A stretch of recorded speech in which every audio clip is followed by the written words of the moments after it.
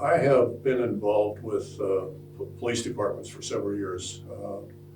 I worked with volunteered at the Dayton Police Department many years ago and saw a lot of abuse victims, and actually to the point where it really made me ill to watch that.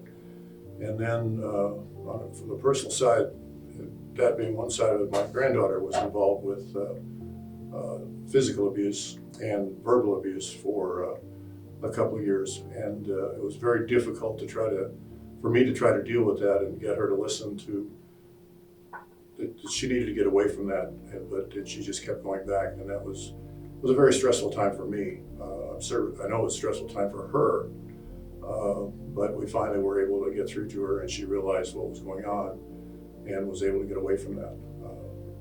But it was a struggle, really was a struggle through that whole time. Well, as far as bringing awareness to community about domestic violence, as mayor, we always do the proclamation. Everybody in the city understands that we are committed to working with that. I worked with several organizations, the high school especially. I've been involved with show choir there for 18 years now. I can help them get through a small thing, but I can't help them get through all the avenues and streets that they have to go through to get out of this. But I try to direct them in the way. I always thought that my goal, I was put here to help, especially young people, turn in a direction that's the correct direction. I don't have to see them all the way to the end, but I want to get them moving in that right direction.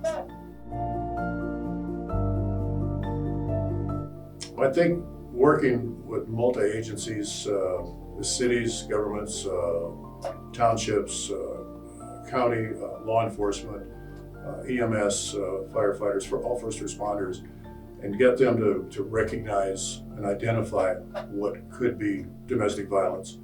Because it's not always as apparent as we would think it would be. Sometimes little things are said that you pick up on if you've heard it before, but just try to work with them and educate them on ways to identify it and then how to deal with it after that. Well, as I said, I've been involved with the Dayton Police Department, the Beavercreek Police Department.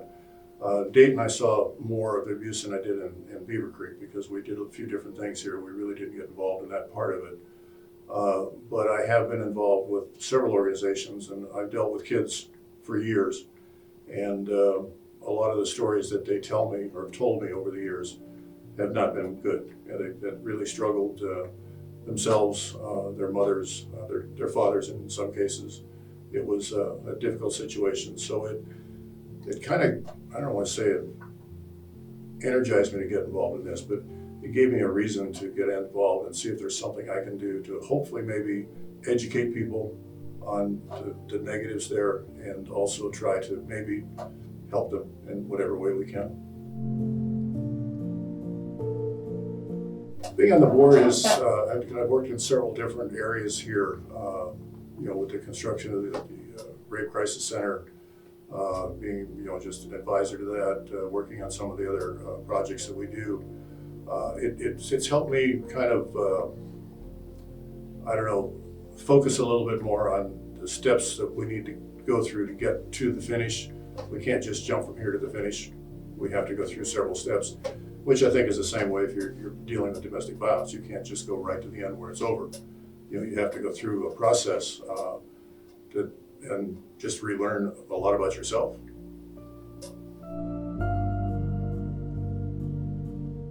Unless you're touched by it, I think like a lot of things, unless you're touched by domestic violence or witness it or see it, it's something that you just hear about.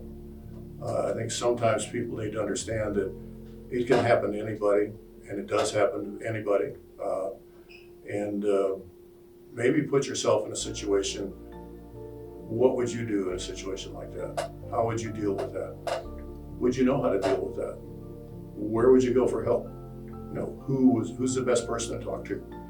And I think if we can establish a group of people that would be willing to, and I know we have a group of people that can do that, but just having it set up so people would be willing to go and talk to them. I think it's a good first step. I would like to see it go away. One of the things that I've always said, violence-free futures is an organization I'm really sorry is here, but I'm really glad it's here because it does help a lot of people.